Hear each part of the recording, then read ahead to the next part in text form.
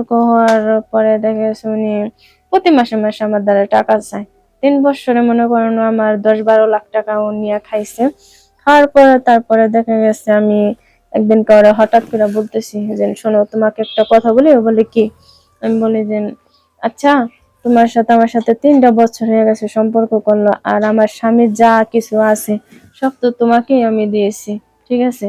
এখন আমার স্বামী যদি বাড়িতে আসে আমার কাছ থেকে তো নিশ্চয় হিসাব কিতাব নিবে। তখনকার বলবো প্রতি মাসে তোমারে 1 লাখ 1.5 লাখ করে টাকা পাঠাইছি, ঠিক আছে? আহ তুমি সেই টাকাগুলা কি করছো? তখনকার তো এটা বলবে। কিছু টাকা তো ব্যাংকে রাখছি, রাখালে কি হয়েছে? তোমাকে যে টাকাটা দিছি সেই টাকাটার কথা আমি কি জবাব দিব? সে তার তো হিসাব আছে, প্রতি মাসে 1 লাখ 1.5 লাখ টাকা করে দিলে 3 বছরে কয় লাখ টাকা হয়। সে তো আসার সময় হয়ে গেছে, আর 1 মাস পর বাড়িতে আসবে। তাকে আমি বললাম, বলার পর সে বলল যে আচ্ছা ঠিক আছে তোমাকে আমি পরে জানাবো। আমি কই কি রে, আমার পরে জানাইবো? 3টা বছর হয়েছে, 10-12 লাখ টাকা নিয়ে খাইছে, এখন আমি কি করব? পরে দেখা গেছে তারে আমি বললাম যে তুমি যদি আমাকে বিয়ে না করো তাহলে কথা বলো কেন? ও বলতেছে যে দেখো আমি কি বলছি, তোমাকে বিয়ে করব না, আমি তোমাকে বিয়ে করব। তারপরে লাস্ট যখন ওর সঙ্গে আমার সঙ্গে কথা হয়, ও আমাকে বলতেছে সুমি তুমি আমাকে 2 লাখ টাকা দিতে পারো? আমি বললাম কেন, কি করবা? সে বলতেছে যে দেখো আমার যে ব্যবসা, সেই ব্যবসায় লস হয়ে গেছে, মানে ও ফলের ব্যবসা করতো, সেই ব্যবসায় লস হয়ে গেছে। তো তুমি যদি আমার 2 লাখ টাকা দিতে ভালো হতো। আসসালামু আলাইকুম, সবাই কেমন আছেন? আশা করি সবাই ভালো আছেন। তো আমার জীবনের একটা গল্প আছে, সেই গল্পটা বলার জন্য আমি আসছি। তো গল্পটা হচ্ছে যে দর্শক, আমার আমার ফ্যামিলিগত ভাবে আমার দেখে শুনে বিয়ে হয়। বিয়ে হওয়ার পর মানে ছেলেটার অনেক বড় লোক, অনেক আমাদের চেয়ে তো বেশি বড় লোক, টাকা পয়সা বাড়ি গাড়ি অভাব নাই। তারপর ওই ছেলেটার সঙ্গে আমার সঙ্গে বিয়ে হয়। বিয়ে হওয়ার পর তারপরে দেখা যাচ্ছে কয়েক আর কি 1-1.5 বছর পরে আমাদের বাচ্চা হয়নি, এখনো আমাদের বাচ্চা হয়নি। তারপরে 1.5 বছর পরে হঠাৎ করে আমার ফোনে রং নাম্বার একটা কল আসে, ফেসবুকের মেসেঞ্জারে থেকে কল আসে। কল আসার পর তারপরে মানে ওই ছেলেটা হলো দেশ গ্রামে ব্যবসা বাণিজ্য করে, আর আমার যে হাজবেন্ড ছিল উনি হলো থাকে অস্ট্রেলিয়া। তো ওনার টাকা পয়সা অনেকেই আছে। তো কোনো কিছুতে আমার আল্লাহর রহমতে দুঃখ কষ্ট কোনো কিছুতেই দিত না, খুব ভালো ছিল উনি। তারপরে দেখা গেছে এক পর্যায়ে আমার যে ওই ছেলেটার সঙ্গে পরিচয় হয়, সেই ছেলেটা মানে ভালোই করতে আছে, ঠিক আছে? আমার সাথে মানে অনেক কথাবার্তা বলে করে। কথাবার্তা বলার পরে তারপরে সে আমাকে একদিনকে হঠাৎ করে বলল কি, দেখো,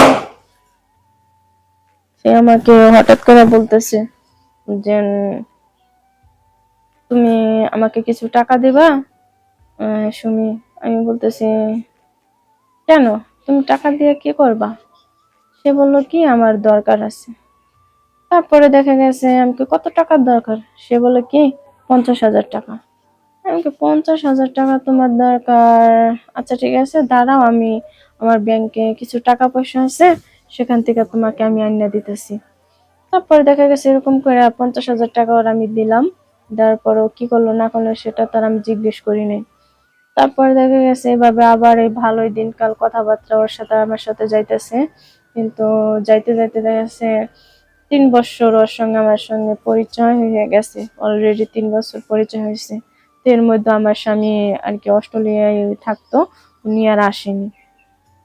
ওই প্রতি মাসে মাসে টাকা পাঠায় দেয়, করে খাওয়ান খরচের টাকা পাঠায় দেয়, ঠিক আছে?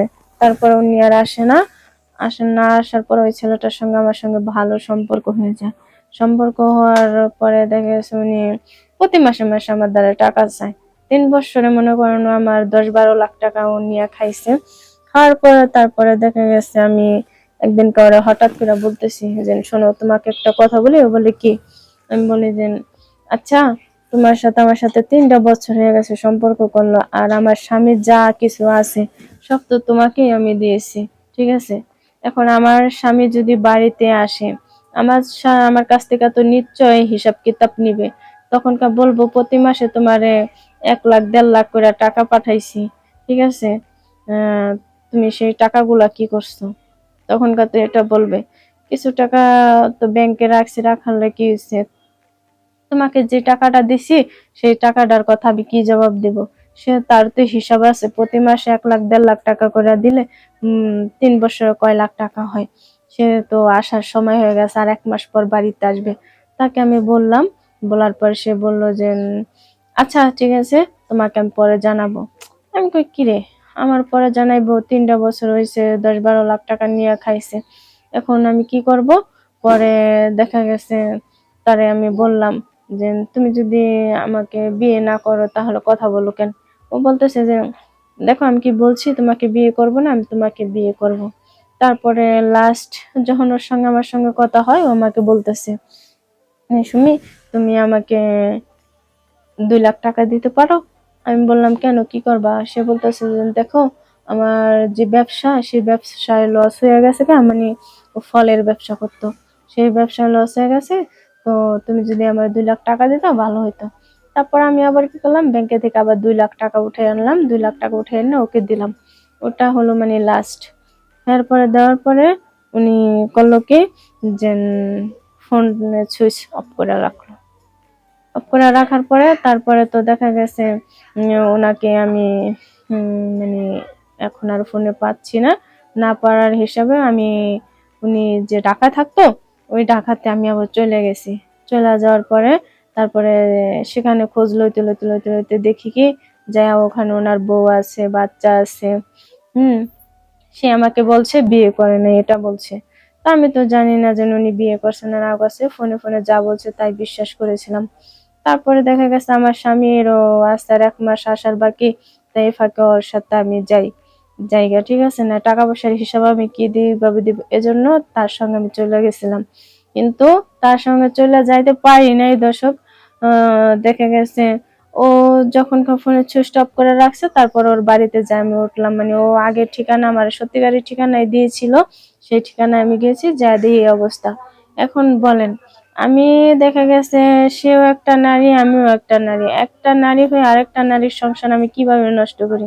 আমি তো চাইবো না, কিন্তু ও তো বলেছিল যেন বিয়ে করে নাই, শাদী করে নাই, এর জন্য ওর সঙ্গে আমার সঙ্গে কথা হয়েছিল। তাহলে দর্শক এখন দেখা গেছে আমি আমার স্বামীকে ফালাই থুইয়া, ঘর সংসার বাড়ি ফালাই থুইয়া আমি চলে আসছি। এখন আমি কিভাবে যাব?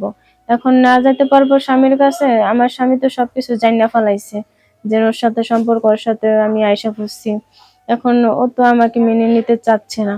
ও বলে কি আমাকে চিনে না, এরকম সেরকম বিভিন্ন ধরনের বাহানা দেয়। তারপরে ওর যে বউ, ওর বউ বলতেছে যে তাহলে তুমি এতদিন তোমার ব্যবসায় লস হয়েছে, তাহলে তুমি এত টাকা পয়সা পাইছো কোথায়? নিশ্চয়ই মেয়েটার কাছ থেকে আনছো। ওর বউটা খুবই ভালো ছিল। তো দেখা গেছে ওর বউটাকে ওর অবিশ্বাস করতো, কারণ ওর স্বামীর যে চরিত্র খারাপ সেটা বউটাও জানতো। তারপরে দেখা গেছে আমি আবার গেছি, যাওয়ার পর ওর বউটা খুবই আমার মানে আদর যত্ন করলো ভালোই। তারপর আমাকে বলল যে দেখো বোন, তুমি একটা মেয়ে, আমি একটা বোন। আমি বলছি হ্যাঁ আপু ঠিক আছে, কিন্তু আমি তো জানি না যে ওর বউ আছে, বাচ্চা আছে। ও আমাকে সবসময়ের জন্য এটা বলতো। আমি আবার তার ভয়েস রেকর্ড ছিল, সব শুনাইছি। শোনানোর পরে তারপরে বললো যে না আপু ঠিক আছে, সমস্যা নাই, এখানে তো তোমার কোনো দোষ নাই। এখন দেখা গেছে ও যদি না মেনে নেয় তাহলে তার কিছু করার নাই। না, যদি ও যদি মেনে নিত তাহলে না হয় তুমি আর আমি 2 বোনের মতো থাকতাম। আমার কোনো দুঃখ নাই, কারণ আমি তোমার আমি দেখেছি, ঠিক আছে? তুমি যে এত ভালো ঘরের একটা মেয়ে, ওর সাথে কিসের জন্য সম্পর্ক করছো? আমি বুঝতে পারি নাই। না বোঝার কারণে আজকে আমার এই পরিস্থিতি। না পারবো স্বামীর কাছে যাইতে, না পারবো বাবা মার কাছে যাইতে। দর্শকদেরকে বলছি, দর্শক বেশি লোভ করো না, লোভে পাপ, পাপে মৃত্যু। যে স্বামী আছে ন্যাংরা থাকে, কানা থাকে, খোড়া থাকে, তাদেরকে নিয়ে থেকো, ভালো থাকো, সুস্থ থাকো। আল্লাহ হাফেজ।